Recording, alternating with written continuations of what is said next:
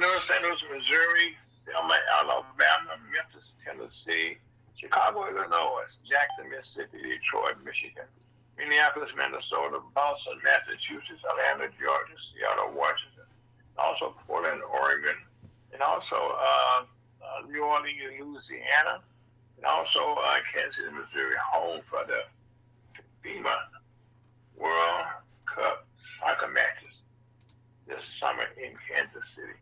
We're going to launch with the Missouri Maximum Commerce for another Saturday, February the 28th, the last Saturday in the month, last day in the month, 2026. My name is Ira Folks, your host.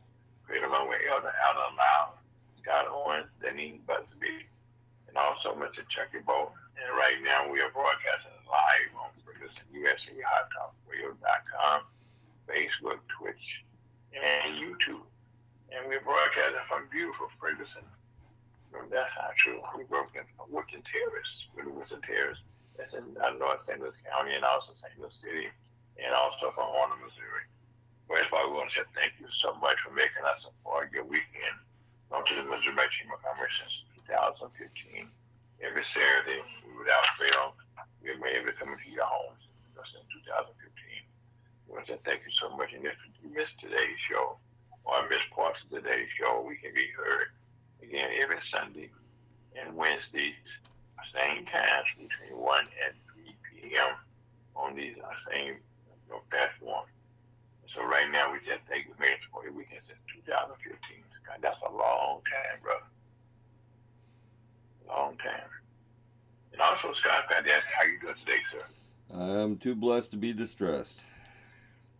Yes, sir. Well, this weather is just type of weather, isn't it, for riding? Am I right? Oh, yeah. Tomorrow's going to be a little chilly, though. Well, Scott, we had 7 degrees yesterday. Yeah, we're going into 30 degrees tomorrow. Well, yes. Welcome to St. Louis. Welcome to St. Louis. Well, next we're going to have a prayer with the other out loud, Pastor the Water for Valley Chapel Church located at 5547 Little Avenue, St. Louis, Missouri, 63120. How you doing, sir? Fine. All right. Let's bow our head. And this is last week's Heavenly Father, clip. So we thank you for waking us up this morning. You didn't have to, but you did. But I have we thank you for blessing the universe, Heavenly Father. Blessing everybody in the universe. Some went to sleep, some didn't go to sleep. But those that went to sleep hope that they were saved. If they weren't, they in hell. And those that still woke, that they're all right, and they get on board before it's too late for them if they're not on board. And Heavenly Father, we just thank you for your wonderful gospel, how that Christ died for our sin, was buried, and rose again. I continue to believe to the saving of the soul, continue to make heaven your home before you sleep and after you sleep. Heavenly Father, we just ask you to continue to bless everyone in the universe in Jesus' most precious name, and that we have a wonderful fellowship with you. Amen. Amen, amen, and amen. Thank you, sir, for those beautiful words, and that allows, if ever was a time for prayer, it is now a time for prayer. All right, the subject, I'm in John, the 3rd chapter of John. That's what we're going to start with. But the 3rd chapter of John, the 3rd chapter of John is the gospel, the new birth. The gospel is the new birth. That's why this is the only message that get people to go back to heaven and be with God forever. Okay. Is believe in the gospel. It's the 3rd chapter of John. The J in John means Jesus. Amen. The O means omnipresence. The H means holy. The N means nation. Okay. Say it again, Rev. Say it again 3 times that you tell us already. The J means Jesus. The O means omnipresent. The H means holy. And the N means nation. The J means Jesus. The O means omnipresent. The H means holy. And the N means nation. I can relate to that, sir. I can relate to that.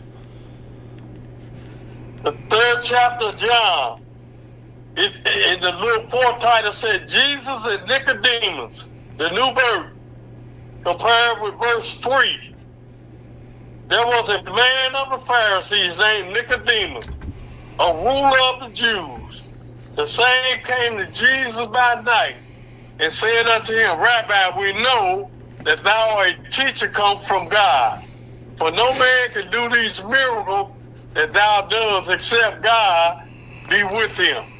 Jesus answered and said unto him, Verily, verily, I say unto thee, except a man be born again, he cannot see the kingdom of God. Nicodemus said unto him, How can a man be born when he is old? Can he enter the second time into his mother's womb and be born? No, sir, he can't. Jesus answered, Verily, verily, I say unto thee, except a man be born of water and of the Spirit, he cannot enter into the kingdom of God. That's how you're born again, by the water and the Spirit. That's the Holy Spirit birth, new birth. Amen. That's the new nature. That which is born of the flesh is flesh. That which is born of the Spirit is spirit. Marvel not that I said unto thee, ye must be born again.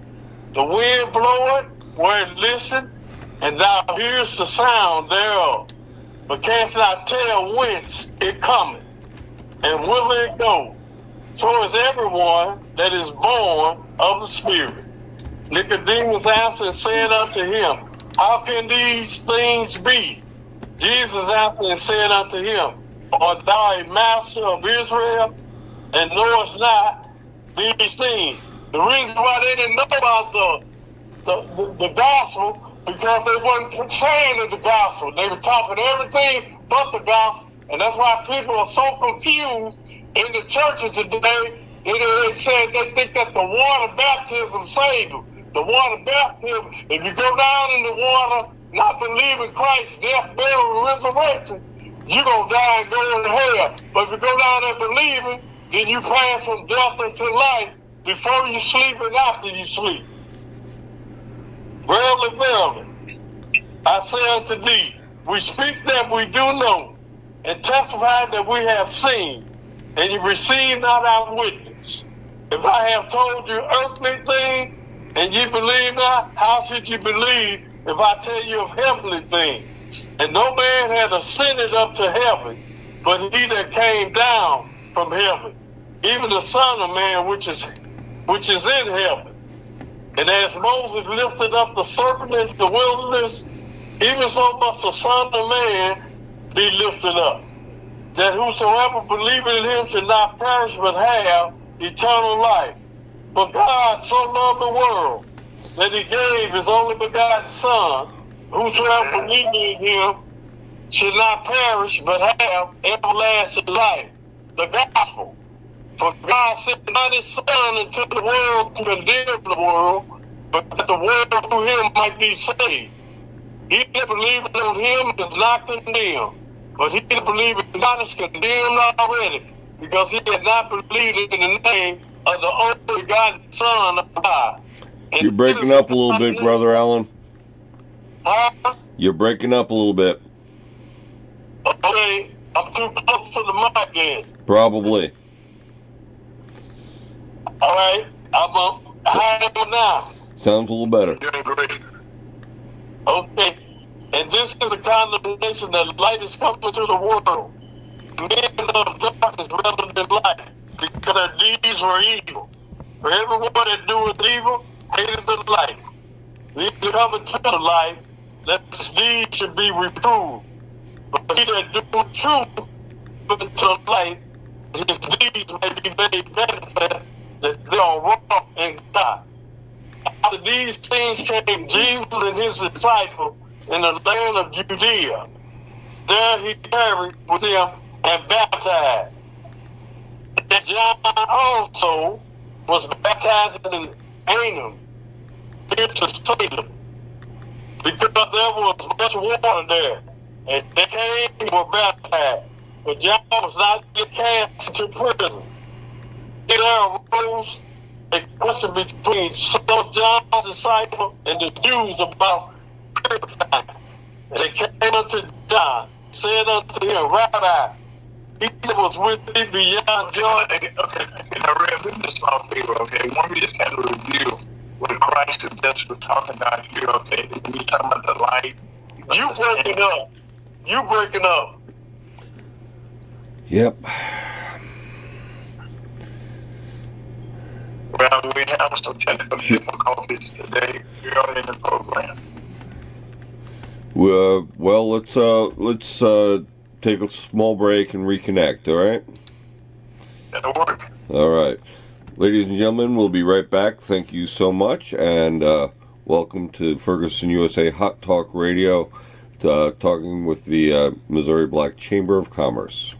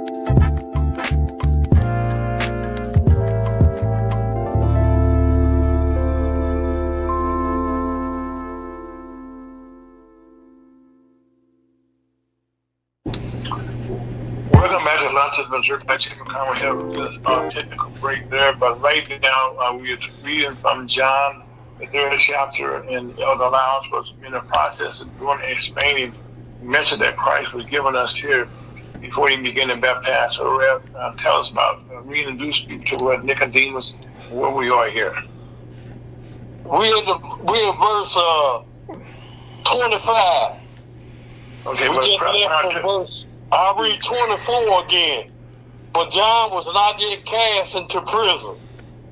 Then there arose a question between some of John's disciples and the Jews about purifying. Okay, Rev, before we get into John and the disciples, okay, clear up a little bit here about Nicodemus, okay, what Christ was telling him here, which was an important point here about how we can be born again. And we don't want to leave people hanging on that. That's very important that people understand what that actually means about how you being saved. Oh, you want to go all the way back up to the top? Not just review it in general. It gives an overview of what you just said, what's being said there. And when Christ is saying, he said, "We're not saying to you, we speak what we do know and testify what we have seen, and you receive not our witnesses." So, anyway, explain, okay, what's Christ explaining to people who have been baptized, people who have not been baptized, and people are starting to get baptized. And let's talk a little bit about that, why people want to be baptized and need to be baptized. Okay, he said in verse 3, Jesus answered and said unto him, "Verily, verily, I say unto thee, except a man be born again, he cannot see the kingdom of God." Mm-hmm. Nicodemus said unto him, "How can a man be born when he is old? Mm-hmm. Can he enter the second time into his mother's womb and be born?" No. Jesus answered, "Verily, verily, I say unto thee, except a man be born of water and of the Spirit." That's how you're born again. That's how you believe in the death, burial, and resurrection of Jesus Christ. And you pass from death into life before you sleep and after sleep. You have to believe that before you go in the water. And also, when he said really, when he said back-to-back time, tell us what he's saying. When he said the word verily means truly. Truly, truly. Mm-hmm. You want to get your attention when he's saying that. Yep. Start at verse 6. That which is born of flesh is flesh, and that which is born of the Spirit is spirit. Marvel not that I said unto thee, you must be born again. The wind bloweth where it listeth, and thou hearest the sound thereof, but cannot tell whence it cometh, and whither it goeth. So is everyone that is born of the Spirit. Nicodemus answered and said unto him, how can these things be? Jesus answered and said unto him, art thou a master of Israel, and knowest not these things? Verily, verily, I say unto thee, we speak that we do know, and testify that we have seen, and ye receive not our witness. One other thing, let's go back to Nicodemus. Tell me, what does a Pharisee, since he described as a Pharisee, exactly what is a Pharisee? A Pharisee ain't nothing but a lawyer. Okay. The scribes and the lawyers, and those were those Jews, those wicked Jews that had Jesus crucified. Mm-hmm. That's who they were. Okay, because in the Bible here, Pharisees, and people say, well, what is a Pharisee? Okay, so he knew the law, but he didn't understand. He didn't understand what God was saying. Now, the reason they didn't understand what God had said because they was in unbelief. Mm-hmm. See, when you're in unbelief, you can't please God, but you might please yourself with your personal opinion. Mm-hmm. So right now, we have a lot of people, who listen to what Nicodemus was saying and what the Pharisees, the lawyer, was saying. There's a big difference in what actually takes place, and that when Nicodemus couldn't visualize, how can this take place? Because it's not on paper this way. And God, Christ was saying, this is a new thing and a new day, and that he came here to make a change in life and to change our lives forever.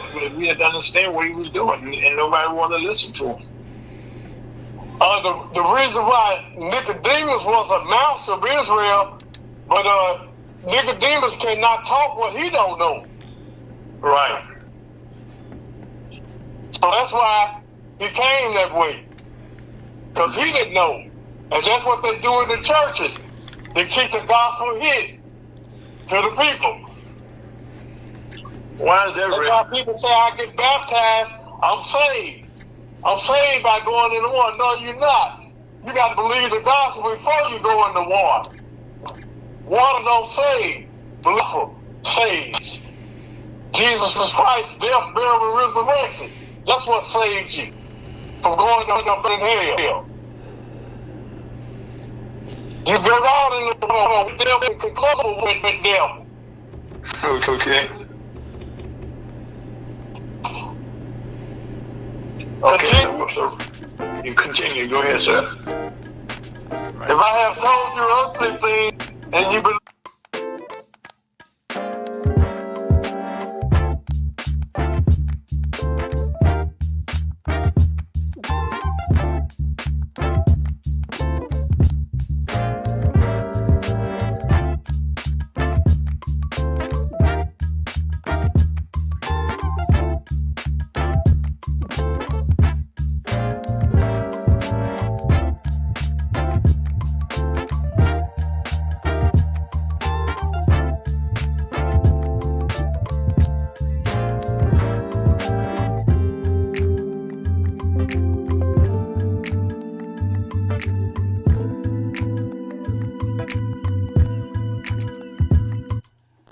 to St. Louis, Missouri.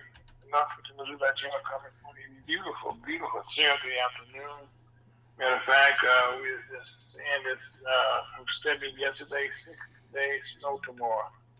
But we hope it's nice where you are. But one thing I can say here, there's crazy weather. Ain't a whole lot of problems with people who have with the flu right now. We have had several outbreaks around the country. There's a new variant that's out now called the H3N2.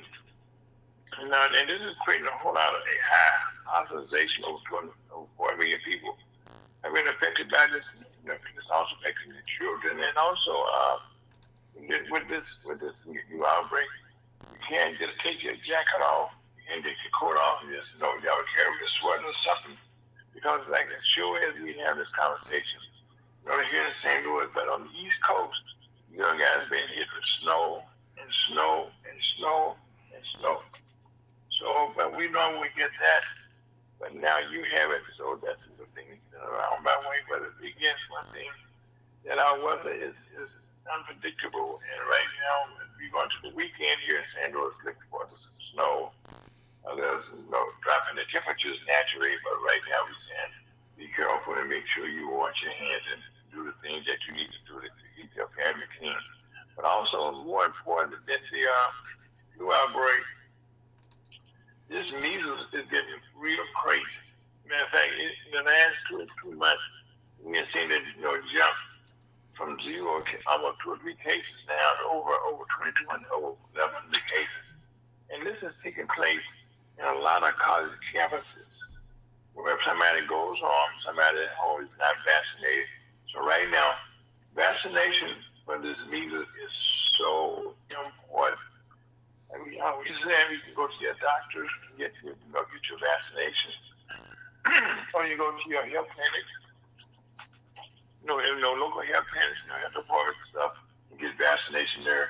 And in some cases, you would go to the Walgreens stores, but wherever you do, please get vaccinated.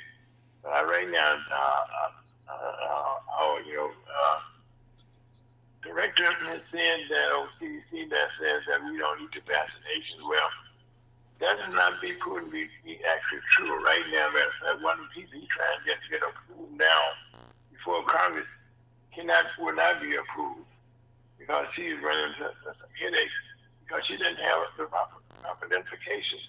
So now we have this is going on with our health.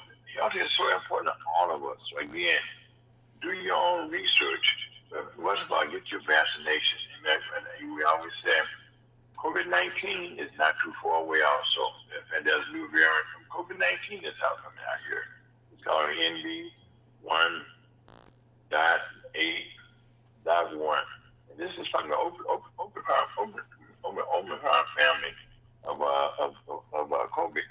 So again, this is something new, but whatever it is, it's still deadly. So please get your vaccination. And most of these vaccinations you can get for your COVID, for your measles, and for your flu shots. Get them all at one time. You got one thing for sure, this is some serious stuff. But please continue to wash your hands. When you go in the bathrooms or whatever you do, and you touch buttons and stuff, have a glove or something. And also, we always just continue to wear your mask, and also give social distance wherever you can. And that's so important. As a matter of fact, this week is the last week of Black History Month, and some memorable things that took place that people didn't. I'm talking about on Wednesday, this past Wednesday, in 2012, Trayvon Martin was killed at the age of 17 in Sanford, Florida, by a gentleman by the name of George Zimmerman, who was acquitted of second-degree murder. And this was a thing that changed a lot of lives. That's a lot of lives to treat. And also, in 1964, this week, Muhammad Ali, no time he's known as Muhammad, no Cassius Clay became the world heavyweight champion, beat Sonny Liston.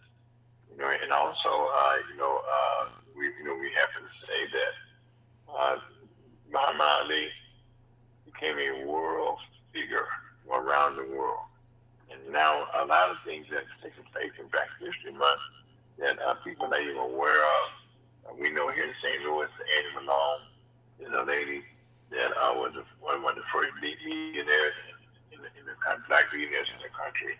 And she did a lot of things now. If you go about our daily lives, you're probably saying, well, blacks haven't done a lot, but I mentioned Madam C.J. Walker. She also was involved with the straightening comb.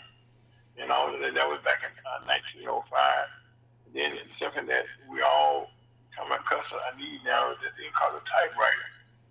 And it was invented by black gentlemen back in April 7, 1885. And the stethoscope, and that goes back to ancient Egypt.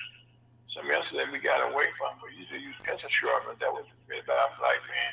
Something we all see use every day in the summertime. It's called a lawnmower. And that was invented by a black man, L.A. Burr, back in, guess what, 1889, in May the 19th. And also your cars that gold. And these are things that in our everyday lives. Those cars that gold, spark plug, gotta have a spark plug. Our mailbox, guess what? Black man did in 1891, Paul Downing, George Washington Carver, he invented peanut butter, which was peanut butter. Matter of fact, the almanac, this is went back way back in 1791. Benjamin Banneker created the first almanac, and also something that we take for granted, but we still need a thing called a little keychain. But now you put your bob on it for your car, but that was invented by a black man, Alfred J. Newton, in 1894.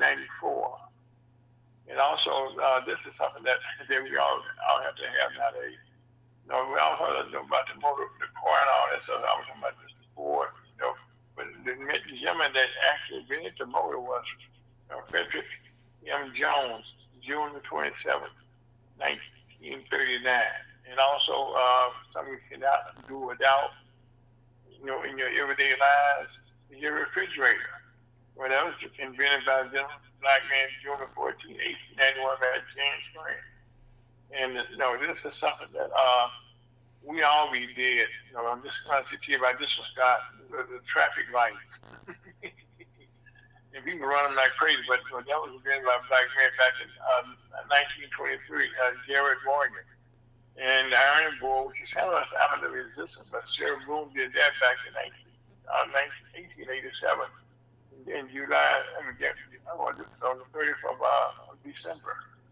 And the fire escape ladder, a lot of that you live in New York, the high rise, here, matter of fact, people going back to those high rises, and they become more distant populated cities now. Matter of fact, St. Louis is trying to take advantage of getting us some more high rises downtown that are vacant now. And so we're talking a bit about that also. And also the guitar, which is something that goes back to 1866, invented by a black man by the name of Robert F. Fleming Jr.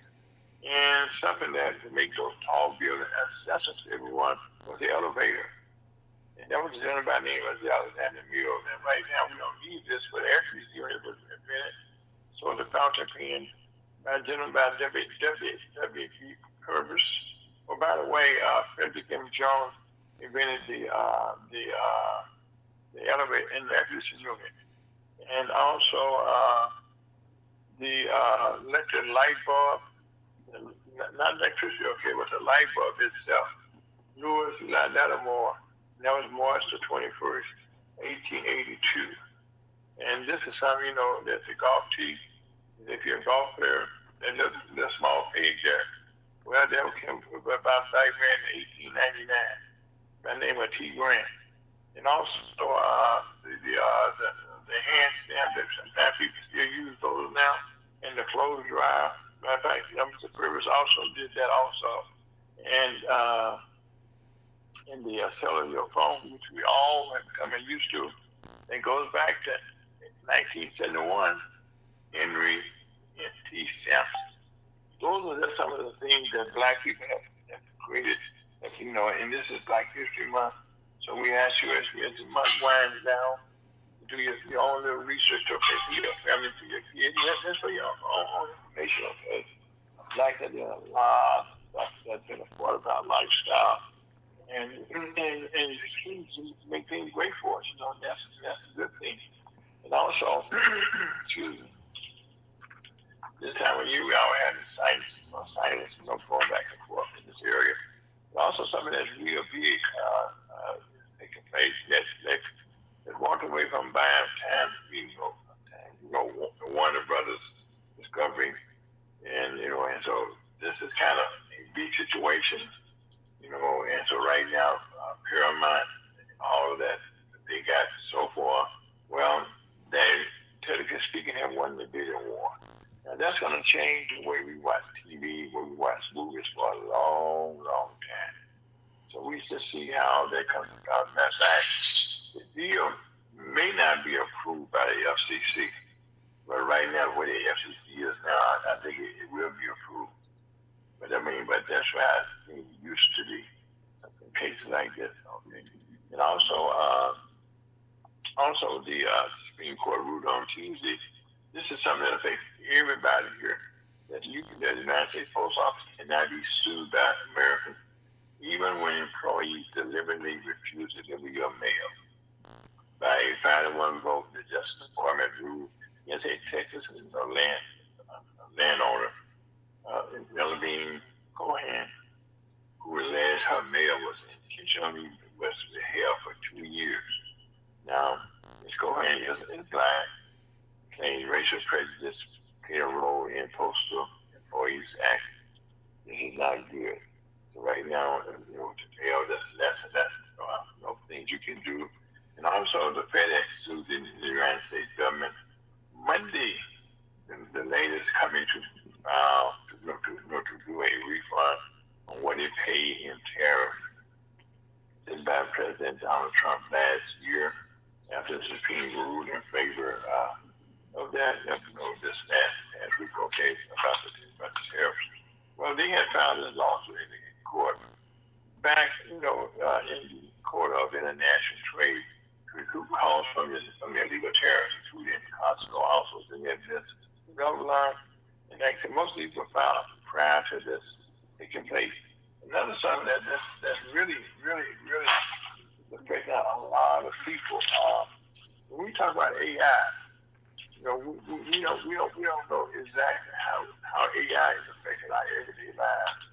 Well, I'm fortunate to say, people recall, I'm quite sure, the company Twitter, but it was created by the guy named Jack Dorsey. He also owned Block, that is on his square. I think he just laid off, this here in St. Louis, okay, he just laid off 4,000 workers. 4,000 workers. And mainly is because AI is taking away those jobs. And not only in his case with his company, okay, you have a lot of corporations right now that have the same thing, and people being phased out, where where you have human beings doing things. And like I say, AI is not going anywhere. And that's why I said something that just took place this week. Even as we speak right now, there's this speech going on now, okay, up in with the Pentagon and with the Department of Defense. This company, Anthropic, ANTHROPIC. This is what I'm telling you about, Scott. They have AI. They say he went out of you mentioned the Pentagon's demand for its technology.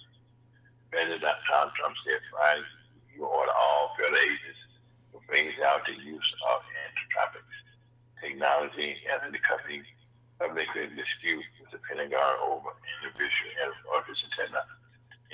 artificial intelligence safety. Now, the safety is that they did not want to give up your rights, okay, for people to listen in on you. But this that they could do anything they want. They use AI against you. So the company saying, we're not going to allow our technology to be used against the everyday citizen. And not only is this the only one, OpenAI and Google, they also evade for support. So they're not the only company that's saying they don't want this technology to be used by the Defense Department. Like OpenAI, Google, they also voice their support. this is something that's going to be, going to be going on for a little while here. Also, this is something that's going to change the way, AI. The AI is something that's not going away, and very slowly getting into everybody's lives. And also, as it gets into our lives, you probably wherever you live at, you haven't heard about, you read about 5 data centers coming into your community. Well, right now, data centers have been around for quite a while, and all that means is all about pictures, all about how information is on your cell phone, pictures that you take. That stuff got to be stored someplace, and they put them in data centers. Now, it just so happened now that they run out of space in normal situations. And so now I know in here, Missouri, around the country, I've been following a bit. It's been a ban been trying to be put on against these companies coming in, and one here in this area was no moving forward. Excuse me, but yet it ran into a problem with his finances because they didn't want to finance another thing. God shouldn't say that. He had a problem with finances because right now, most cities in this area are small towns. Matter of fact, one city right now is taking a step, which makes good sense, to hire a consultant to tell them the pros and cons for this city. Because again, it creates some jobs to build these things, but it's not a long-term job. Naturally, computers control only a few people that to maintain them. So right now, this is what is taking place right now, and also so we've been keeping track of the technology-wise. The shot, the moon shot. NASA said Friday you have to revamp this Artemis moon exploration program, make it more like the fast-paced Apollo program. Now, everything should go. So right now, they're making preparations to go around the moon. They're not going to be landing, they're going to go around the moon. But so that way they can take pictures all around the moon, make sure everything they need to do there. Okay, so right now, this you've been keeping track about it. That the launch had to be moved back. First of all, we had just the hurricanes down in Florida. Then now we have this technical problem that had to be resolved. So now they're doing some more redesign of the program. But one of the things about this, you want to get it right. We have our people out there in space. You want to make sure they come home safe. And that's something that's very important. Again, that they don't rush this and get it right the first time, because it's like the only time where we get a chance to do this. And this is so important. It's so important, so important. And also, something that I think is very important. But there's been rumors that the president was going to attempt to use executive order to take control of our voting system. Executive order for the midterms. Well, he said he's not going to do that, and I think that's a good thing. Because so understand now, he said he won't do it because the voting rights are controlled by the states. That's something that they have, and so and our voting information are controlled by our states. And right now, for him, to take control of that is going against the Constitution. So right now, he's saying he's backing off of that. Not much resistance, okay, but time will tell. Time will tell. And also, another executive order, you probably not heard a lot about this, but the IRS, the workers that work there, they had been part of a union where, guess what? Thanks to an executive order that President Trump signed in April, March of last year, where guess what? They're known to know he's kind of the bargaining unit with the IRS workers have been terminated. And so that kind of called union busting. And there's be more about that, I'm quite sure, as time go by. And another thing that we're going for the news is, Scott, you had a hint of the hint. No, we thank you for your help. I just said you heard some of our resources that the Pentagon, well, I said, Defense Department was about to start cutting some of the benefits for the VA veterans and stuff. And there's something that was, being prepared to do, and the word got out to the department down, in Veterans Affairs, the administrators of the program, and they told other people, and we all got busy talking to our friends. And Scott, thanks to you, get it to our state director for the VA, for the benefits and stuff. That program has now been, they're not going to do it. They're not going to do it. So thank you, Scott, for your help in that also. Well, remember, this doesn't have anything to do with the Department of Defense. This is the VA. Right, this is for the VA. So this is for the Veteran Administration. Okay, thanks, Doctor. The Veteran Administration. The Veteran Administration. So right now, they are backed off of this, and we hope that stays that way. Because veterans, last thing they need right now is to have a cut. And Scott, you gave me an example on why, they want to cut the benefits, because they want our veterans, to kind of pass away. It's a cost. It's a cost, but guess what? You can tell out that, if you call your congressman, call the people that you're dealing with, you can make a difference. And so right now, this difference was made here, Scott. We want to thank you for your input that also. And also, something that's very important, everyone, the mortgage rate continued to fall ever so slightly. Last week it was at 6.01, yes, we're down to 5.98. And this is continuing slowly going down, and that's good. Sometime in this, I think it's in May, the president have to appoint a new chairman of the Federal Reserve Bank, and the other one that sets the interest rate. So we'll see what takes place then. And also, 4 years ago this week, Russia invaded Ukraine, thinking they could get it done in a couple of months. 4 years later, the war is still going on. And just this week, President Putin is still refusing to come to the table as he continued to barrage of over a couple hundred drones every day this week, and a lot of lives continue to be lost. And there's no peace in sight. And also, while we got this morning, we were informed, I should say, that the United States and Iran are at war along with Israel. As earlier this morning, there was some strikes that took place against Iran, and Iran is now taking some of our bases in the Middle East and some of our allies there. So, as we said before, I don't think this will be a war here like the one we had down in Venezuela. Because Iran, but they want to have a regime change. Well, to have a regime change, you have to have a lot of things take place.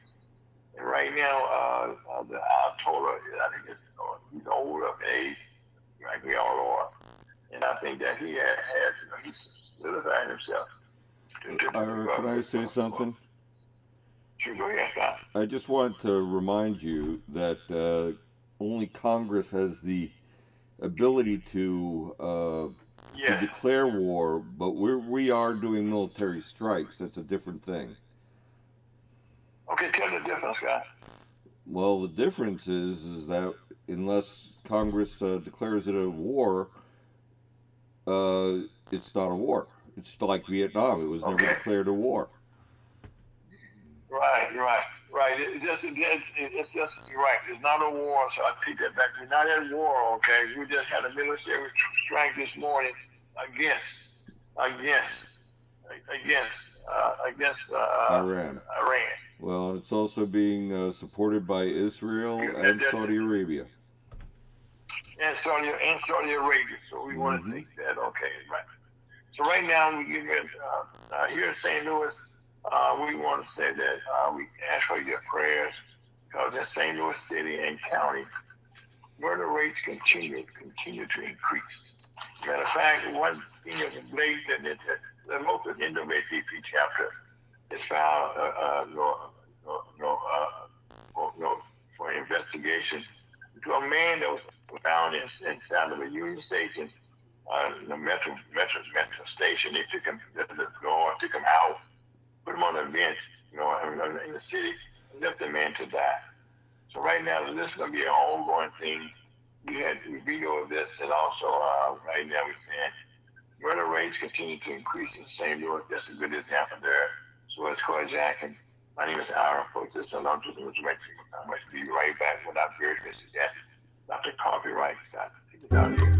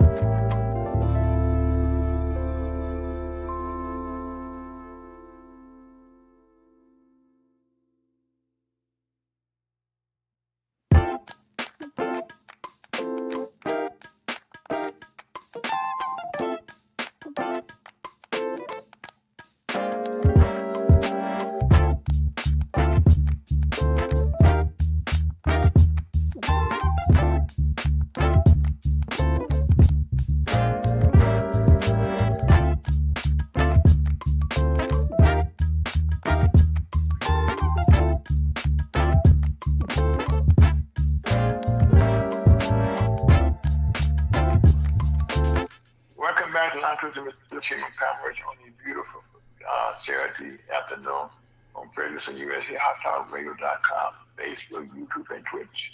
We're broadcasting live. It can be heard again on this Saturday program in its entirety. Or you get us again tomorrow at 1 o'clock and Wednesday from 1 to 3. So now, without further ado, we have to have back again Dr. Coffee Wright. How you doing, Coffee? I'm well. Thank you so much for having me. Beautiful day in the loop. It's beautiful. This weather is unbelievable. Absolutely. Unbelievable. In matter of fact, see, you're taking advantage of it today. I am. I'm at the Colored Troops, Buffalo Soldiers, 13th Amendment Park. Okay, now tell us exactly what is the 13th Amendment? Buffalo, what is it for? What is the name for? Well, the Colored Troops, Buffalo Soldiers, 13th Amendment Park is just what it says.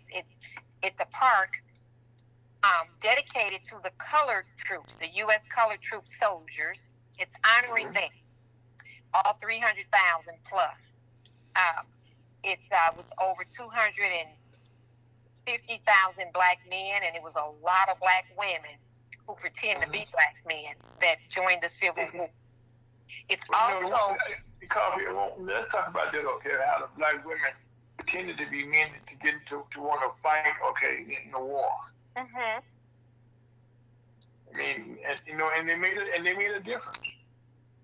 That's right. It made a big difference because it took everyone. Everyone made a difference.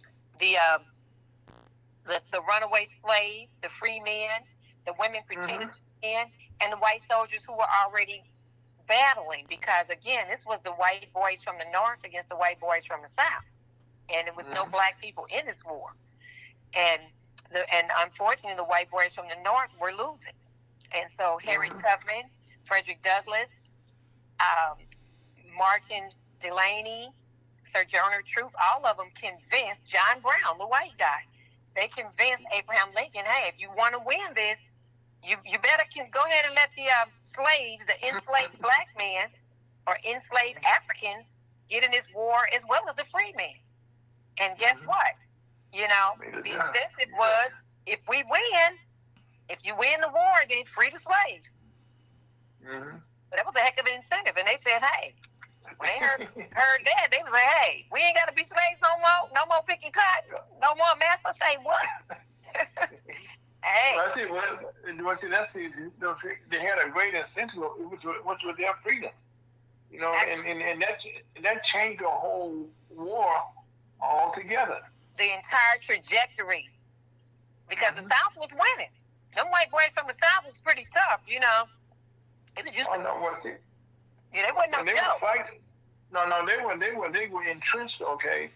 You know, in the cities they were in, and they just was refusing, okay, to give up. You know, the slaves that they had. Right. You know, and the time they were treating slaves nicely. Some did, but it was one of those scenarios that to make a difference, okay, just think about this, okay. Not only did in the Civil War did black soldiers make a difference, but in every war that we had since that time, the blacks have stepped up. The Buffalo Soldiers is so important for this museum that you created here. As a matter of fact, I want to compliment you, okay, for what you're doing with the Black Buffalo Soldiers Museum here in St. Louis. Thank you so much, because again, it's also honoring the Buffalo Soldiers, which were the baddest of the colored troops, right? So after the colored troops helped win that war, kick butt, and then went on to the Indians named the Buffalo Soldiers because they say because of their dark skin and their woolly hair. But nevertheless, they were the of the colored troops. And so, yeah. So with that being said, I have to honor them. And also... Now let me ask you a question, okay? What gave you the idea, the concept, behind what you're doing here, with your project that you created? Well, what gave me the idea was when my mom passed in 2021, the genealogist told the family that my mom's mother, being my grandmother, that her grandparents' names were on a monument in D.C., and it had something to do with a war. They participated in the war. Their names were etched in steel, along with a lot of other names. And so I don't like wars, and I'm not a big fan of anybody going in the military, just to be honest. You know, my dad was a Vietnam vet, and that didn't work out too well for the family or him. And so after going back and forth to D.C. several times in between that, I finally decided to search for that museum. And when I found that museum, African American Civil War Museum, I was able to find not only my grandmother's grandfathers, both of her grandfathers' names up there, but also 229,000 other black men, Africans who were enslaved and some were free, names up there, as well as the women. And I said, this is unbelievable. All these people risked their lives for us to be free, and many of them gave their lives. And so right. I wanted everybody in St. Louis to see that, you know, and it was easy for me to find because I called my sister and asked her. She keep up with all of our family tree and everything. I said, what regiment were they in? She told me 38. She said the same one, Kathy Williams, which was the black one of the most popular black women who pretended to be a black man. And she told him her name was William Cathay. And so she was in the same regiment. And so that's how my sister remembered. There's 179 regiments. So looking at all those names, it's going to be kind of difficult to find your ancestors if you don't know what regiment. So find out, family. Everybody needs to find out who their ancestors were and what regiment they were in, and then you can go right to them. So I was so impressed with that. I said, I know everybody in St. Louis is not coming to D.C., but if I can bring this to St. Louis, instead of me just honoring, because when I decided I was going to make a park, I was going to name it after my mom. And some people saying you should name it after you. Copy, you done so much. You ran for the United States Senate. You done this. You're first St. Louis female youngest rapper, and you made films and all this. and I didn't want to do it after me. But I was not named after my mom. But then when I was there, it was just like, I just felt the ancestors, all the ancestors. And I'm saying, you know what? This has to be named after all of these black men and the black men. Okay, now, Coffee, just for the sake of context, we'll come back to this if you don't mind. Since this is Black History Month, okay, why don't you tell us a little bit about some of the things that Coffee Wright has done? You know, you just mentioned, okay, you know, you've been in film, you was a rapper. Tell us a little bit about Coffee Wright. If you know, tell us about where you got your story, and tell us a little bit about, you know, your beginning and where you got to where you are now. Well, I'm originally from St. Louis, born and raised right here in Missouri. And what high school? Beaumont. And actually, I went to Northwest as well. I never talk about Northwest. I was there for a short period of time, but actually, I did go to Northwest as well, Blue Devils. And I call it, Beaumont is the Blue Jacket, so I call myself a Blue Jacket Devil. Okay. Well, okay, that's a Blue Jacket Devil, right? And so, but anyway, test out of high school in 11th grade, went straight to Fort Park College, majored in childhood education, and from there, you know, while I was doing that, I was working with abused and neglected children for the Salvation Army. Did that for 3 years. I tested out because I actually had a child. I had my daughter. And so I didn't go to 12th grade, just went straight from 11th, had my daughter, and then went straight to Forest Park Community College. Anyway, after that, I became an insurance agent. I was president club for 3 years, earned every trip they had to London, all over the country, and as well as out of the country. I loved doing it, made way more money than anybody I knew my age. I've been living on my own since I was 15. I actually got my first apartment after I turned 16. But anyway, the thing is that I got tired. I loved the money that I was making as an agent, but I love writing poetry. And so after I graduated from college, I decided, you know, I'm moving to California. And so people thought I was nuts. Why are you going to move to California? You don't even know anybody up there. Well, I actually had a biological grandfather that I didn't really know that well, but we would go visit in the summer. And he owned a lot of property there. And he said if I moved up there, I can have one of his properties. But that didn't end up happening because when I moved there, unfortunately, he passed the next few weeks. But I went to California because I wanted to pursue a career in the entertainment business. I wanted to learn how to make films. I wanted to learn how I was a rap artist when I was a teenager in St. Louis, when Dr. Jock and Stan was on the radio, and you call in on the radio and do the school roll call. I look forward to that, you know. And then I was a member of this organization called Ready Every Time Records, and we threw all the teen parties in St. Louis, you know. And so I still had that writing drive in me that I wanted to write. I wanted to write poetry. Rap is just poetry. I wanted to write films. I wanted to learn that. So I just walked away, moved up there, relocated, saved up some money, and got to California. Was able to learn my way around and start being able to have small roles. It led to me having small roles in large films like Devil in the Blue Dress with Denzel Washington, 5 Heartbeats with Robert Townsend, Gridlock with Tupac, even, you know, Point of No Return with Bridget Fonda's. And so I enjoyed working on the movie sets, and I learned filmmaking by being on the set so long. All these big-time directors were my mentor, even when they didn't know it, because I'm there. You got first-hand information. Hey, you bring your lounge chair and you sit back, and that business is a hurry up and wait business. So you're in a movie set 16. It's common to be on a movie set for 16 hours in one day. You know, on an average day is at least 12 hours. You know. Now, let me ask you a question, Coffee. On the movie set, I know they got to reshoot to what explain how that, if you're an actress there, how did that make your day go? You know, you have to sit there, like you said, sit there and wait. Well, what happens there?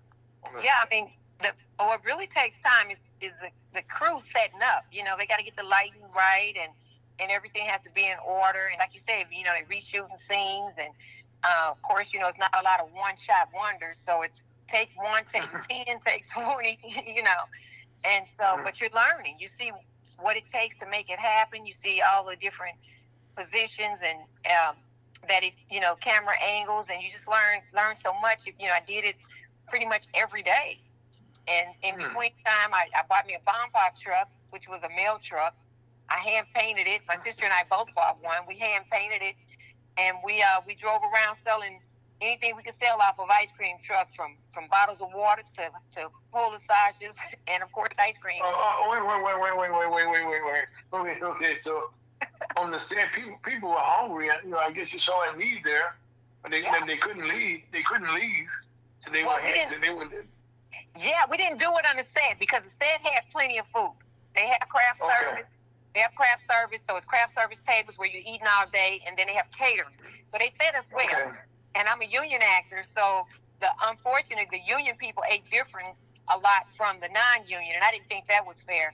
And I had friends, you know, I would meet people. I love people, so I meet non-union people, and so they may be eating bologna sandwiches or hamburgers and hot dogs, and we're eating steak and lobster. And so I didn't like that. So I would take food over to people if they wanted something special, especially our seniors, you know. But yeah, it was plenty of food on the movie set. But the bomb pop trucks, you know, on days when we didn't work, we would be going through the parks, going through the neighborhoods, through the communities, you know, because we didn't want to be one of those, you know, many homeless people that you see. California has a large homeless population, you know. Right. Large. And we were too far away from home. That was our new home. we didn't move up there to do that. You know. But you had to survive. But one thing you were creative from this, okay? You saw a need, okay, and you filled the void. Absolutely. And if, you know, we would sell whatever. Firecrackers, it didn't matter. Bolo bats, whatever we can get our hands on cheap. And we can sell it. I guess when you go to the flea market, that's where you get your stuff at. Oh, we got our stuff from they had a place, they had a 99-cent store. Before St. Louis ever had the dollar store and all that, California had a 99-cent store. Everything was 99 cents. So perfume, knockoff perfume, you name it, whatever. We would buy whatever we thought we could resell. and that's what we did. And how did it feel to work on a set with Denzel Ward? How was that? Oh, I mean, it was awesome. He was so down to earth, and so, you know, so it was cool. You know, it was very respectful. You know, he was very respectful. Carl Franklin, the director, was very respectful. I was shocked that I got cast. I mean, you know, when the audition happened, I wasn't even called for the audition. I just, you know, I hijacked an audition, and when I get there, they said, well, they had an open call. But they already done looked at the females. I look around, and it's like 2,000 black females look just like me going for the same role. And so, and it was over with. They were casting the men at that point, and it was an evening audition at that. It was at night. And so, yeah, so I was just looking while they was casting the men. I'm standing on my tippy toes just trying to see what was going on. And Carl Franklin called me and said, asked my name and asked was I available to come in next day. And I said, yeah. So I get there the next day, you know, thinking, wow. Everybody's saying, wow, they had you come in, got all your information and all that. Wow, copy. And so I'm thinking, okay. Next thing you know, I'm waiting to hear from them. I'm working on the Fresh Prince of Bel-Air. And I get a call saying, they want you down there in 2 hours. I'm like, 2 hours? Oh, no, this set is not over. I'm at NBC. This set is not over yet. I can't leave. So I had to make a decision whether to walk out on the Fresh Prince of Bel-Air, and I was playing a maid on that to get down to the audition for Devil in the Blue Dress, you know, and so I decided, I said, okay, we're going to lunch soon. When we go to lunch, I'm just going to leave. I'm going to go south on them at lunch. I'm going to tell them I'm not feeling well. I got to go, and that's what I'm going to do.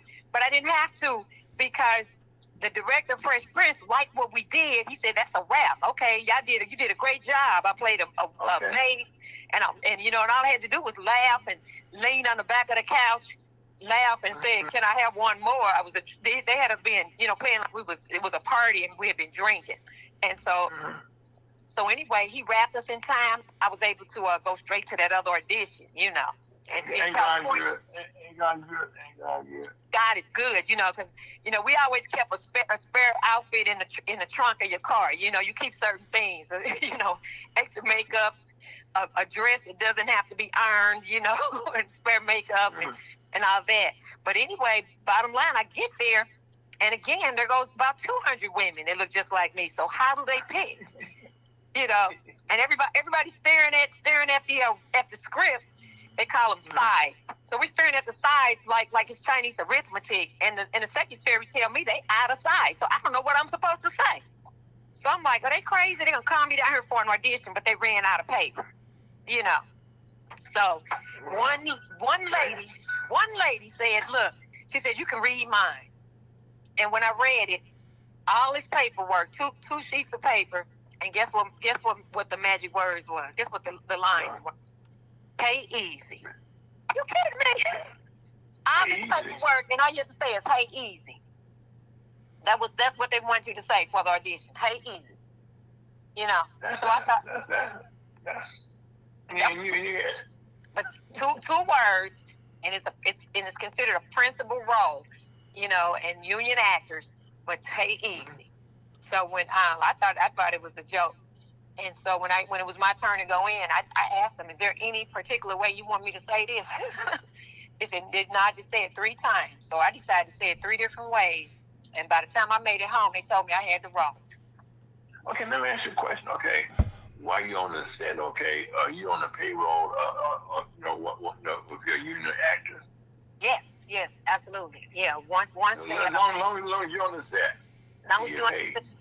Yeah, and then it goes by hours. Like you have a flat rate, whatever rate you negotiate, whatever rate your agent negotiate or you accept, and that goes for the first 8 hours, and then after that, every 2 hours, your salary increases. It doubles, then it triples, and then you get a bonus, and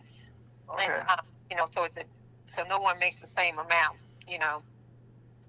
And so the grace of God, you was able to get down there.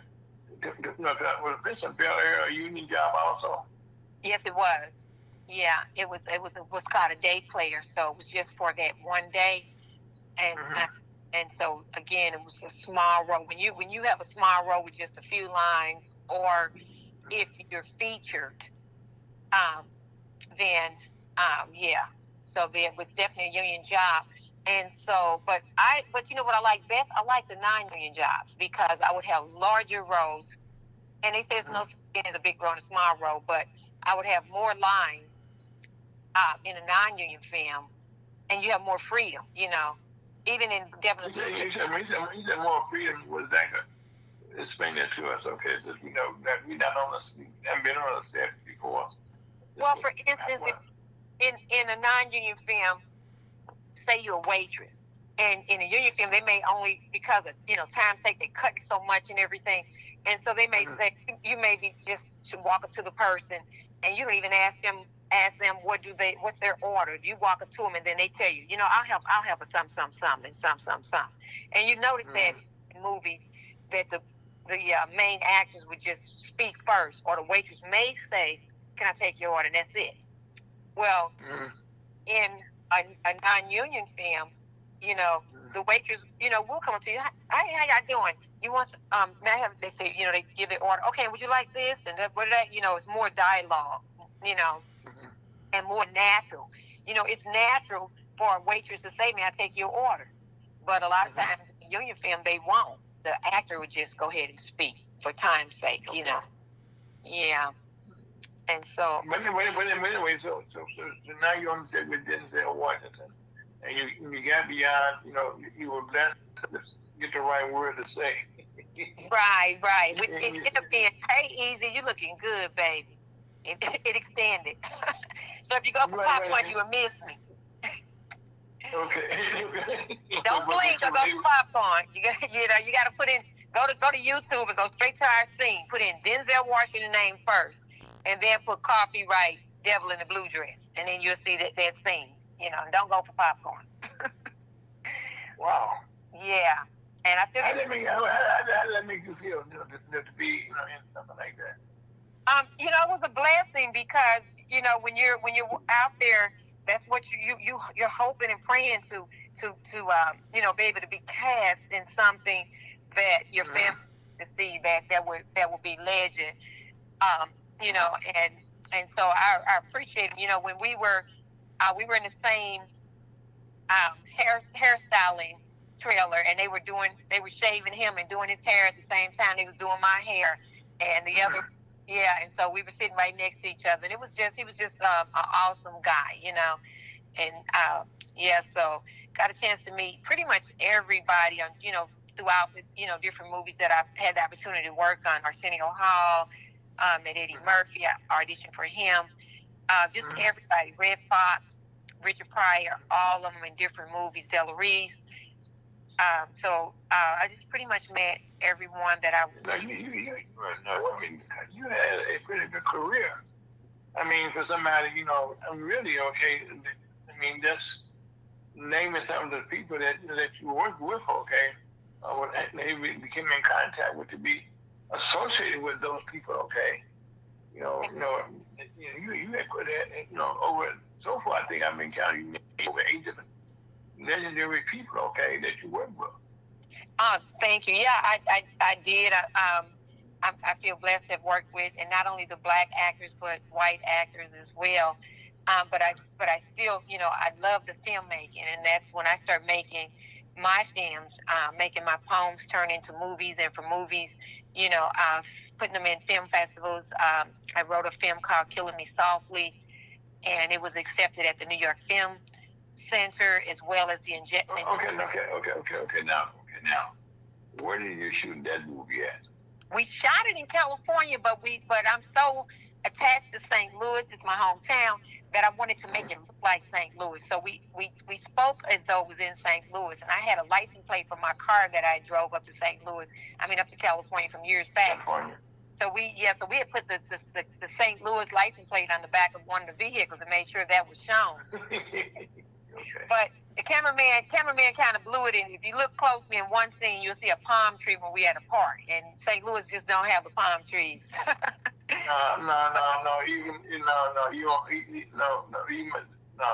Right. So that's not true, Carl. That's not true. You go to the continuity, we lost the continuity on that one particular scene if you catch it. You know what I'm saying? You have to catch it. But other than that, we shot it in California. I used a lot of actors that I knew, friends and family members, and my mom is even in it. My mom was in town at the time. I'm always good about throwing in family members and friends of friends when I do a film, And so we did that, Killing Me Softly. It's available. You can see 2 15-minute sections, part 1 and part 2, on YouTube as well. Again, by putting in Coffee Wright STL. But then, I worked on so many videos, produced and direct so many independent videos and other film projects of other people's. I worked with Art Evans, John Witherspoon. I cast them in my productions and my films. And so, again, people can Google me and see whatever, watch as much as they want. But okay, let me ask you a question, okay? So now, when you're in a union film, okay, does that mean as the movie has been shot, everything is there, you get paid, off those movies? How does that work? Yeah. Well, everything is negotiable, so you can sell your movie right out and have nothing else to do with it, or you can negotiate that I want to get residuals. I'm talking for the main films that I've done. By me being union, then I get my residual checks. The union makes sure of that. That's the reason why we paying them. With any other union, you make sure our paychecks come. Make sure, So SAG, Screen Actors Guild, as well as AFTRA, American Federation of Radio and Television. Those are the two. That's actually one union now. Those were 2 separate unions, but they collaborated some years back. So I was a member of both before they merged, and I'm still a member of both. Okay, so let me back again. So the movie used with Denzel Washington, okay? Yes, sir. I'm doing the residual. How the residual every time the movie is shown someplace. How does that work? Yes, and it's not shown in the theaters anymore. But every time somebody buys a DVD, or if it's shown on cable, then it's the union's job, it's ASCAP's job, it's BMI's job. It's their job to find out when this is being played, and then the money is divided up. Of course, Denzel gets, he's the star of it, so he's getting the big fat checks, and then the executive producers, Carl Franklin, director, and Jesse Gottsman and all of them. But Gary Gottsman and Jesse Beatty and all of them, they getting, the major money. But we all, anyone that's in that movie is getting a check. Okay. Yeah. Okay. You don't mind me asking normally how much those checks be? Oh, they vary. I had a check as small as 10 cents. And I had a check. It wasn't even worth the stamp. But then I've also received checks for $1,500. And so it just varies. I probably get the lowest check for that particular movie. I probably get the lowest check. But I do get a check. No, you do get a check. You do get a check. I do get a check quarterly, Okay. So really, okay, with you being a part of both of the unions out there, that's kind of not an easy thing to do. Oh no, because the unions are not just out there. The unions are nationwide. SAG and AFTRA. I know.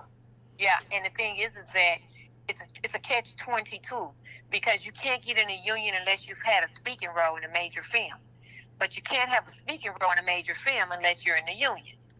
So that's the way they keep us out. That's the way they keep us out, because how many of us have aunts or uncles, cousins, daddies that's going to give us a speaking role? And, and that's probably where the casting couch comes in. That's probably where all the nepotism and favoritism. You see this celebrity, and then next you know their son or daughter is in it, in the movie, and everybody's related to somebody or somebody's husband or somebody's wife, because it's full of a lot of nepotism. And so I just thank God that I didn't have to experience the casting couch and when I auditioned, because they were just, Carl Franklin was an upright brother, and and they didn't approach me like that. And they auditioned.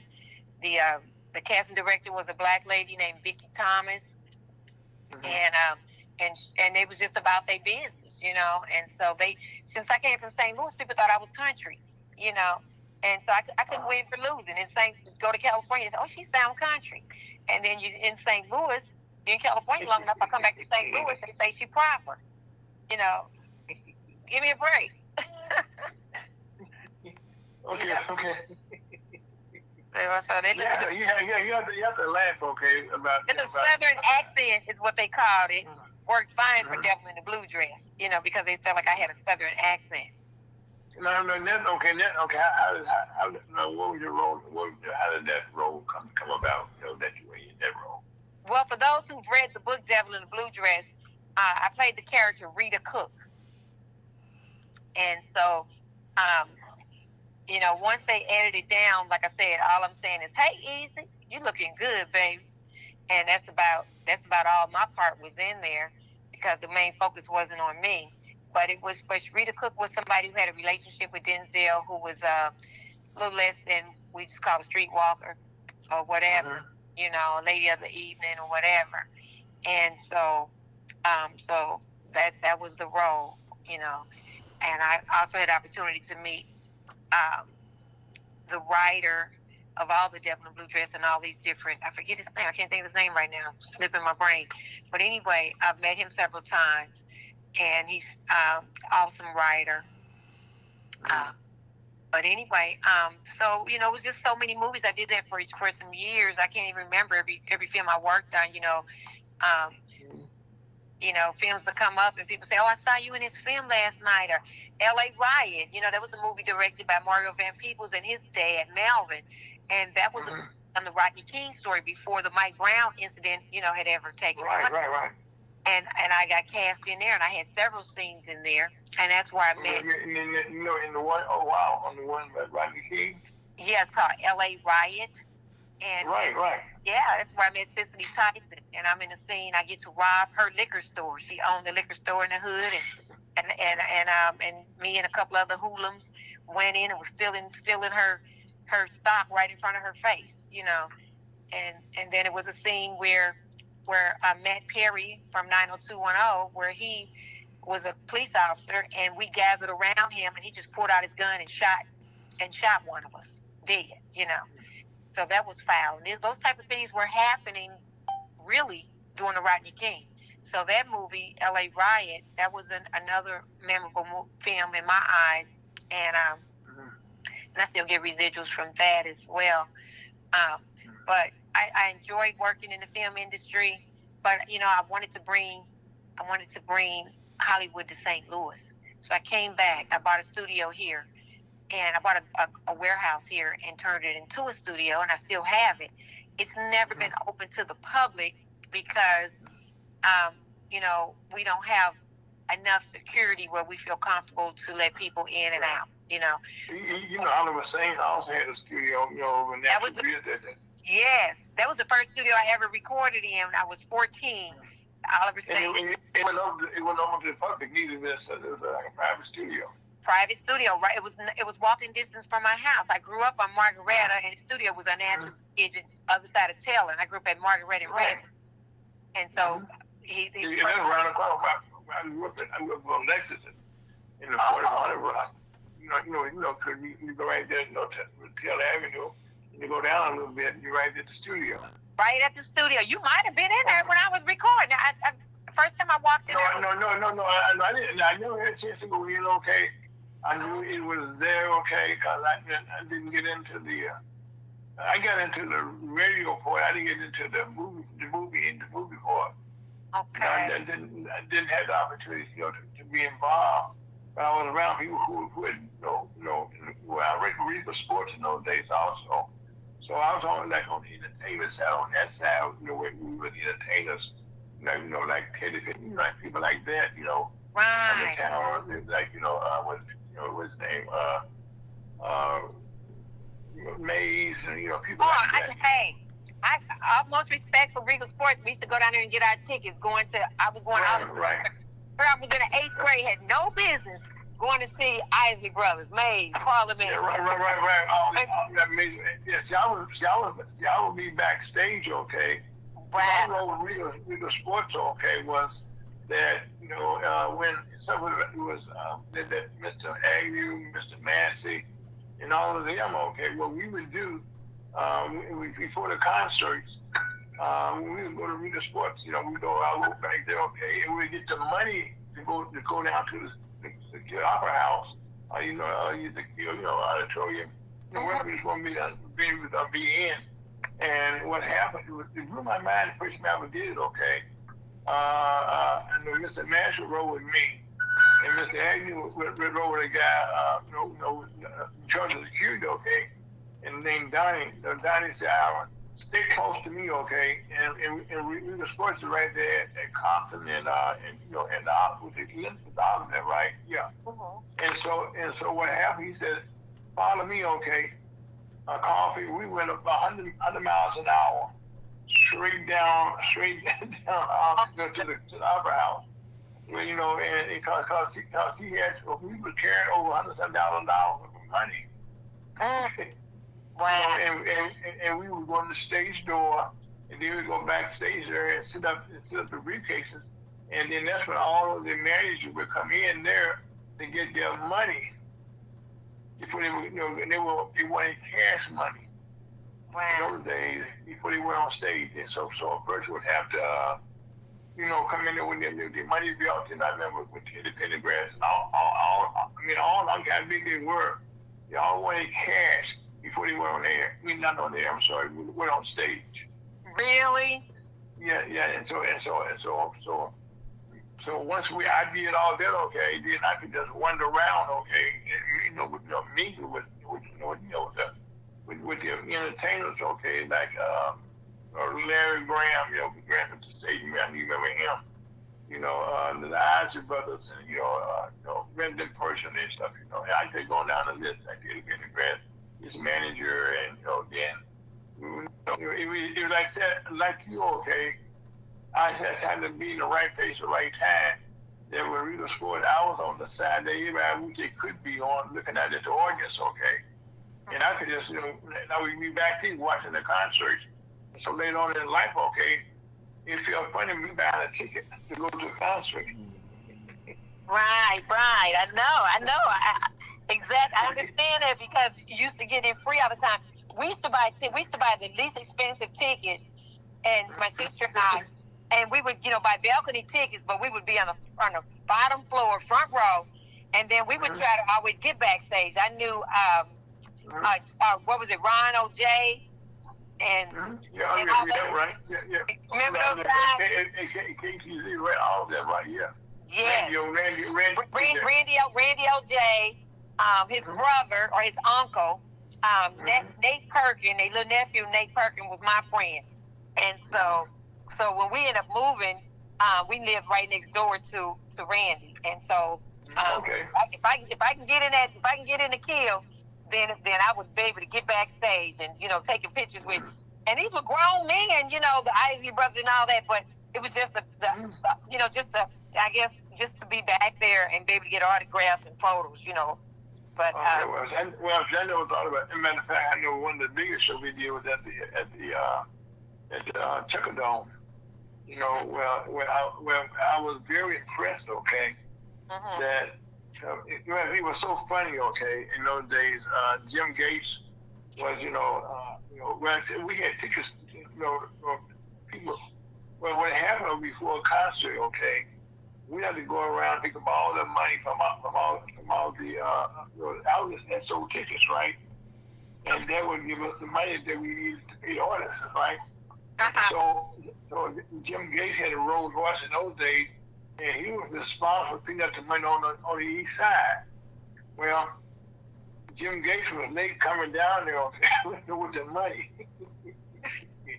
And I never over and Mr. Agnew was almost about to have a heart attack. And when Jim came in, he stuttered. But all this stuff we going behind the scenes, Yeah. And people never knew. Never do, And so once we got everybody paid, then I would go outside, and down there I went down and got in the sound box when he was, they control the sound and stuff like that. But it was like, it's one of those experiences, that you and I can have this conversation about being behind the scenes and doing things like that very few people of color get a chance to say, I was there. I was backstage doing this. It was just a rarity.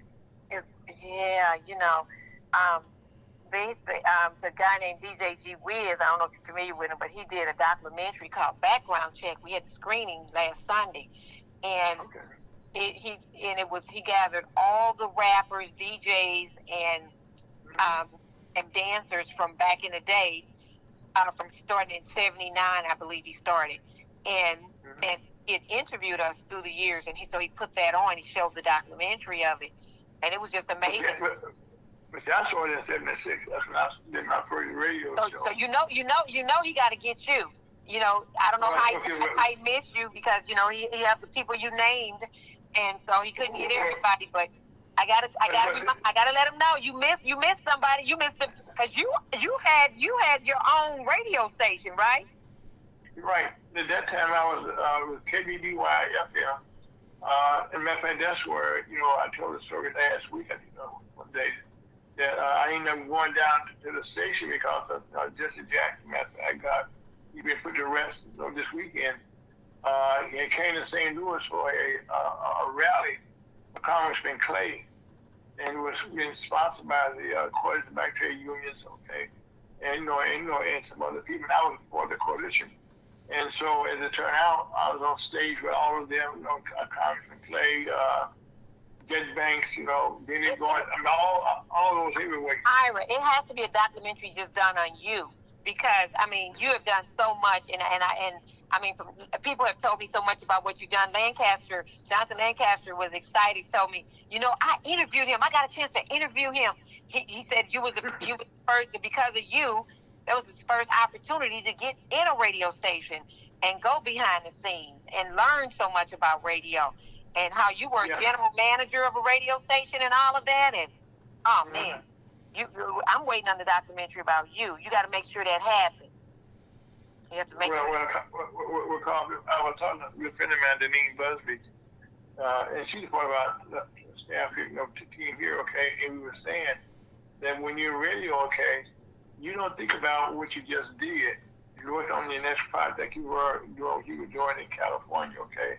You don't rest on, you tell them that I did this, I want to tell a story or write an article. But it's so important. It's so important. You don't it's important. I didn't say it wasn't important, okay? No. By no means am I saying it's not, what I did was unimportant. I'm not saying that, okay? I'm just saying at the time, okay, you're focusing on your next job, so to speak, or the next challenge that you gotta be in. This there's an event taking place that you gotta be a part of. Right. Because like when I was in the mayor's office, okay, every day we had a different challenge, okay, that we had to deal with. I mean, whatever happened today is good, okay, and that'd be the story in the paper for that day, okay. But what we're doing the next day, okay, is a story for the next day. And so you have time to think about, well, I did this or I did that. You're focusing on the next thing that needs to be dealt with. And you gotta be focused, okay, to make sure you can't live on your laurels. You know what I'm saying? I remember when I was in high school at Solon, I remember a young guy. I was on B team about to go to varsity, and this guy was on varsity. He was saying, "We waiting on you folks. We heard what you did down on B team. We just gonna make sure, hey, we're gonna kick you." I said, "Oh, okay." Well, from that point forward, okay, I started to think about, guess what? I gotta be better the next day than I was the day before. That's right. And I think that's a philosophy that I hear what you were doing. I mean, I'm just following you in California, that what you did the day before, okay, was history. I always say, today's history. What I do today is tomorrow's history. And so you got to kind of focus on, on what's going to happen the next. Like Scott will tell you, you've been doing me for quite a while, I do stuff, and we all do stuff, but we don't focus on what we did yesterday. Exactly. It's just because it's just part of the journey. It's part of the journey. Part of the journey. And when I talk to my grandkids, them sometimes, then then you talk about stuff that you did, and my daughters or something, that they have been a part of stuff, like my grandsons, will always tell me, but Papa, one right now is working with, this guy's unbelievable, but he's working right now, he's a quantum engineer, and he's working, creating things now, in high tech, that were like IBM has reached out to him, with people like this, okay. But he's saying, well, Papa, I saw you were taking me to meet with you, okay, and I saw you sitting there at the table, negotiating or talking, okay, and at the time, Coffee, I wasn't thinking about them watching me that closely, okay. Right. It was just part of, they would come here on the weekend with me and we go to the radio station, I did the radio show on KTC that Saturday morning. And the rest of the day, okay, I would be down at Regal Sports, not Regal Sports, down to Hudson, MSC. We would get together from there, have our meetings there. We would get our development over Delmar Vanderbilt then. And so we would have our planning meetings, and after I left the station, we would go down there and work the rest of that afternoon, making that development take place that we and I talked about now. That's where Alderman Kennedy's house was built on Washington and Sarah. I built his home also. But again, I'm saying, I forgot about my radio days when I left the station, okay. The radio was behind me, okay. I understand that. I had to go put my developer's hat on. I understand it. When I'm in California, it's about the filmmaking. It's the industry. Right. I had an album. Right. I had an album out. I have a rap album. I still have one album left, just one album left, and they have it on display over near Harris Stowe at a place over there. They have a whole hip hop display across the street from Harris Stowe. Okay. And they have my album, and I would like it back when the display is over because that's the only one I have left. But when I'm in St. Louis, it's about real estate. I was in the real estate down here. I was an insurance agent, and then I became a real estate investor. and I know real estate inside and out. But and so I forget about that, and then a movie come up or something come up. There we go. It triggers, you know. And it takes my family member. It takes my family member to bring up something because I don't even be thinking about it. You know. That's my point. That's my point. Okay, about me. It takes them to say something. Oh, Coffee, tell them about the movie you did. Here go the movie this. Oh, don't let it be a family event. And then they're gonna start breaking out with movies you done forgot all about. Oh yeah, like me, I built the Houston for the city of St. Louis. You know, created NCLTV. You know, that's still going on and stuff. You know, and we had one Kelly over there, which is also when Indy also on one of the programs that I support. I mean, that's what I said. You don't think about yourself, okay? Like today, okay, we finished this program. I got to start focusing on next week's program. Right. In the program that goes for next week and next week, okay, and also about my business that we got our cell phone tower project also. Right. And so that's what I say. We don't have a chance to just linger on those things, okay? But guess what? We're so blessed, okay, that we can have a conversation on our station here, okay? That we're sharing information with black businesses and business owners, okay? We let them know that they got to keep on stepping, so to speak. Yes. You know what I mean? And that keep on stepping was a song that came out years ago. Well, didn't know what it means then, okay, but now you got to keep on stepping, okay? Right. You know, if you're gonna keep track, you can't just sit there and say in St. Louis, okay. Now I wasn't born here, okay, but so many times I see people who can tell you all about what they did years ago. I mean, but what have you done today? Right, and staying relevant, you know. Yeah. And so, Candy, years ago I did a graduation speech for a vocational training center. You know, they gone now for most part. And in the speech I gave, the speech what you call it, the speech for the graduates there. You know, I use an example. In those days, and this was dated. Janet Jack had a son come back there, "What you done for me lately?" And so I just kind of took my name Ira and said, and broke it down. So Ira, the I means that you came to school here, you took the initiative. So I stood for initiative, okay? Okay. And then the R stood for resources or energy, to go get the knowledge and stuff. And that's where you came to this college here to get the information, to get the resources that you need, okay, for you to be successful. And you read all about this, you know how to do it, what the requirements are. And once you got all your things into your system, okay, then, okay, you make graduation now. And so now it's the most important part, okay, which is the A. And then I gave them an example, okay, if you have a spaceship, it goes up, it's full of fuel and stuff, okay, and so, I mean, but you got to go up, okay. And I gave them an example. You go into a room, it's in darkness, okay, and once you put that switch, okay, that's action. You got light. And then I said, I'm going to put it with Janet Jackson. So you put those three things together, okay? I said, now what have you done for yourself lately? Wow. Use that our concept. How am I going to benefit myself? And do the things that can benefit my family. I went to school here. How am I going to put those resources together every day? Make sure I get paid. Right. Wow. That's another life. Wow. Well, you said why they make me feel like something, but that was again, like I said, I always say in another life. Another life, yes. But I also have so much for me. And let's get back to you, okay? Now we done went down a memory lane here, okay? But I wanted people to find out why I have Parker Wright on so much, okay? And she didn't even tell us about her career that she got into politics when she ran for the United States Senate.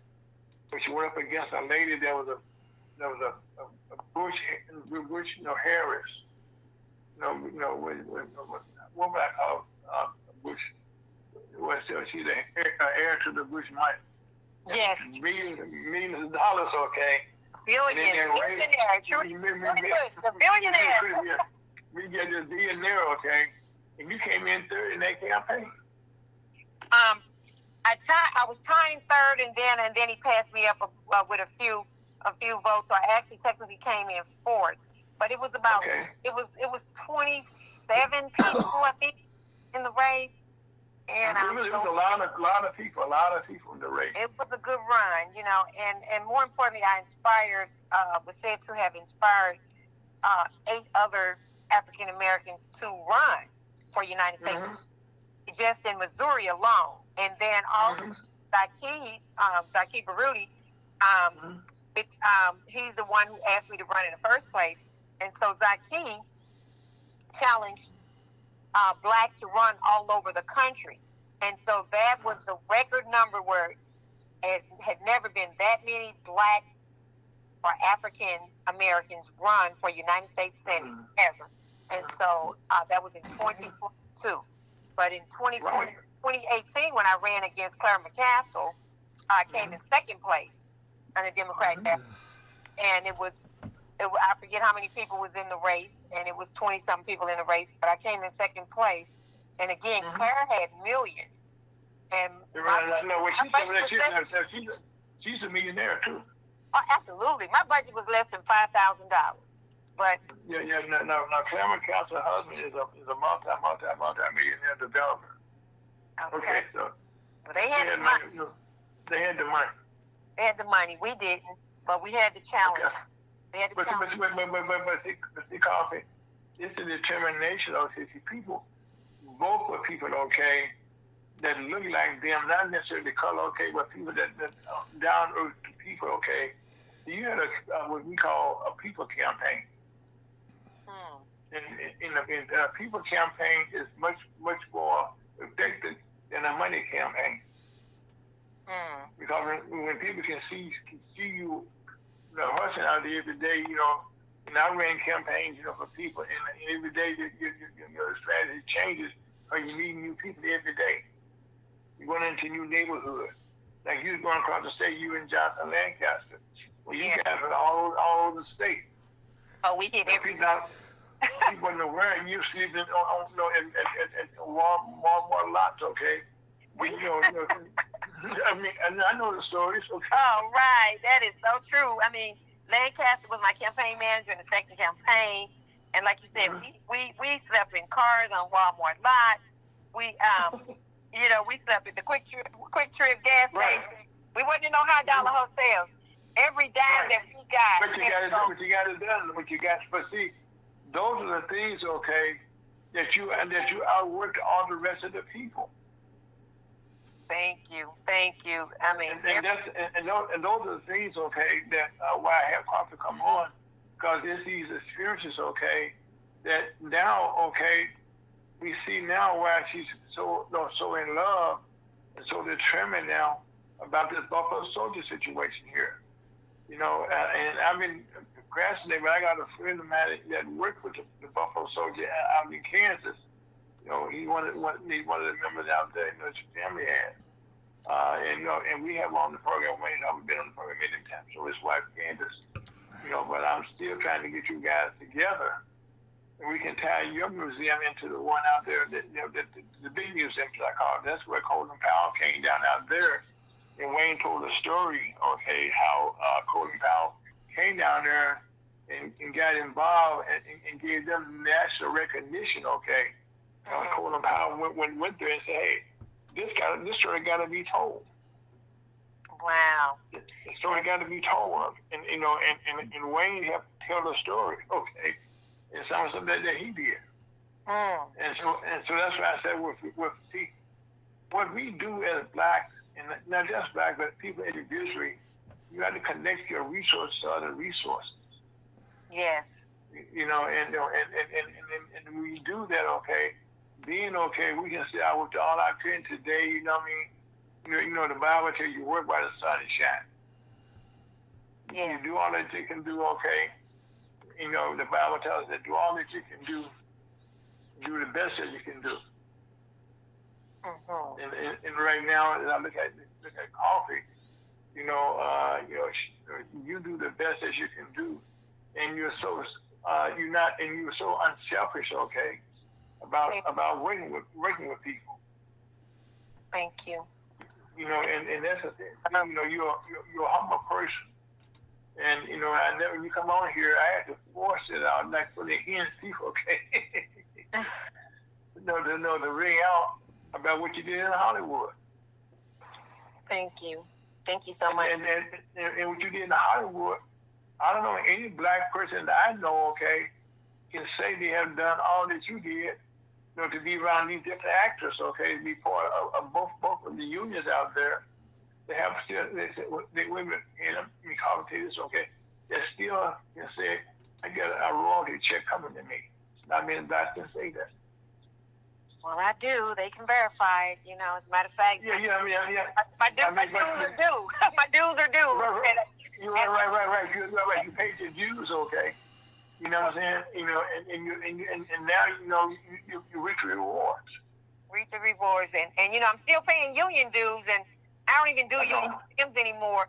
But I just, I've been in part of the union since 1988, and I don't want to walk away. You know, my son. Is in a union. Okay. I have a son. Go ahead. I'm sorry. Go ahead. Tell about yourself. I'm sorry. Go ahead. I'm sorry. He had a co-starring role in The Parenthood with Robert Townsend, and he had auditioned. It wasn't no connections I had or anything like that. He auditioned against hundreds of kids, and they picked him, and it was before I got my role. And so. But see, that's how our kids are.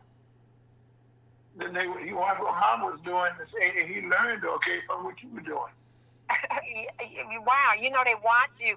And the thing is, Robert Townsend was here a few months ago, and I went to his one-man show, and I invited 50 people out. And so about 46 of them showed up, I think, or 37 of them showed up.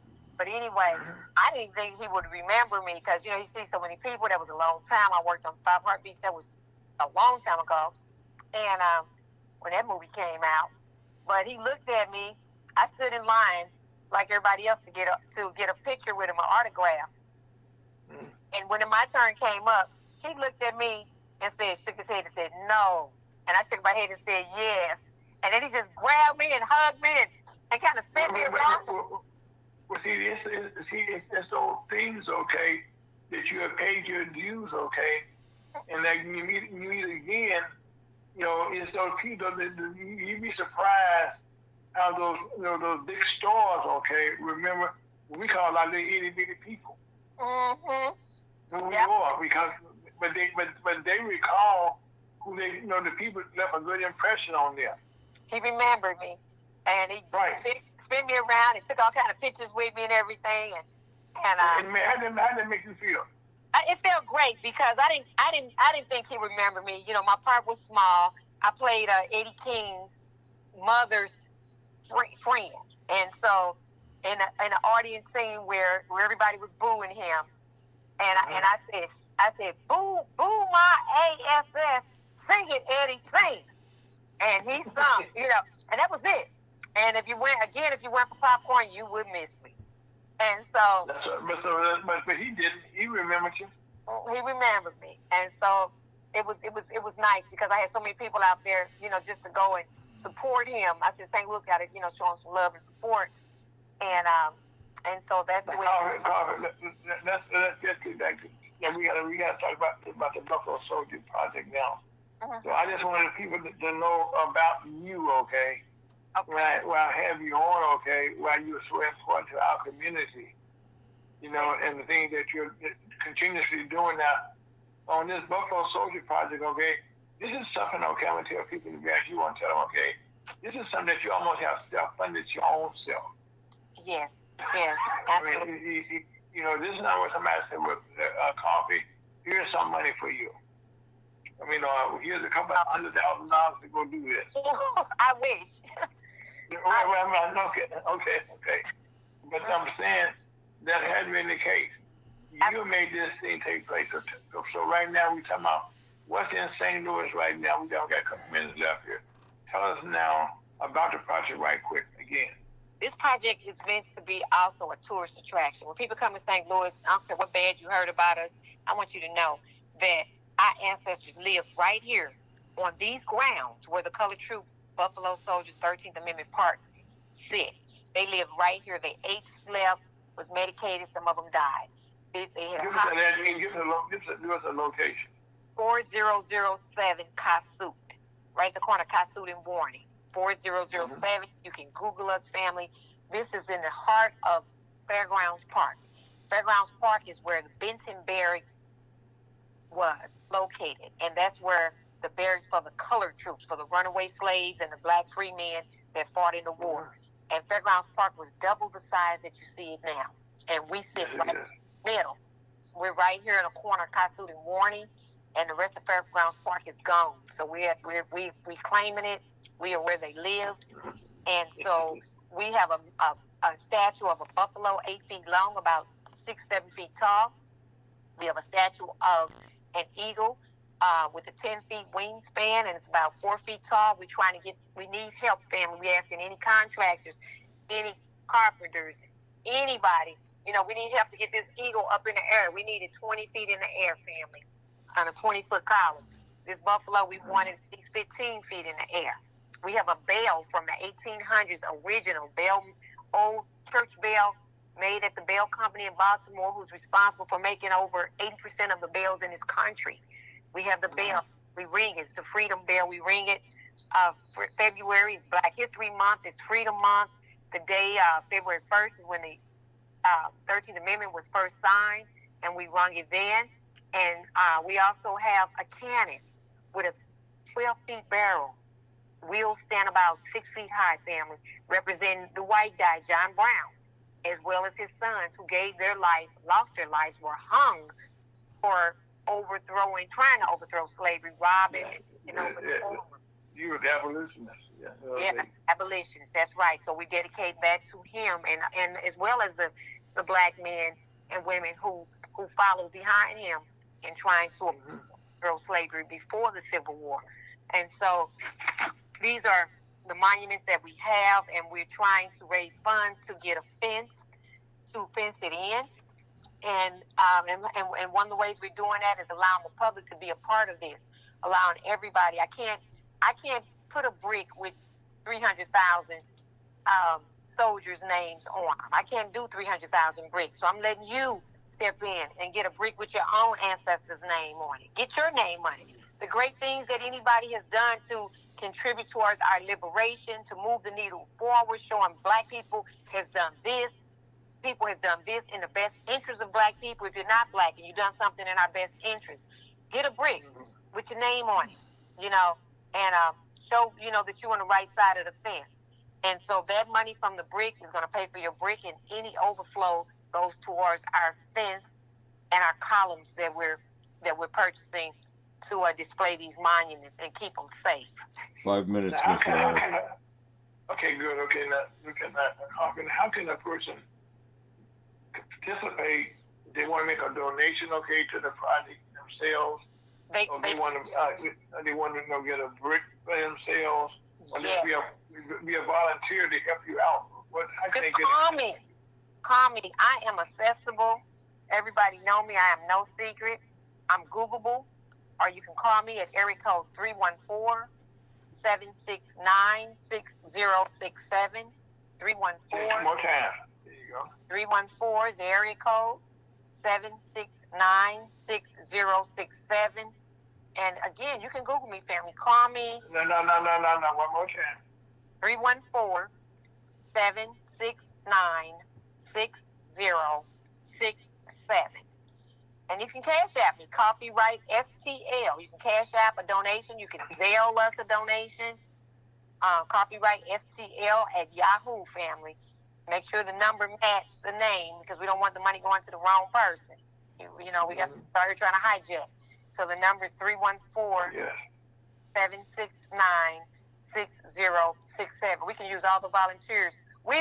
Ira, guess what? We even have a garden named Big Medicine. That's after York. You remember York from Lewis and Clark? Mm-hmm. The big black slave who really gave Lewis and Clark the entire tour that took them up and down Mississippi. Yes. Right. Yeah. Right. They trying to forget him. Downtown at the riverfront, they have the statue of Lewis and Clark, and they have their faithful companion. But guess who the faithful companion is? A dog. A dog. What? Not York. Yes. Go down. I don't know when you've been down there lately. I mean, he was a tour. I mean, he was the man that made it happen.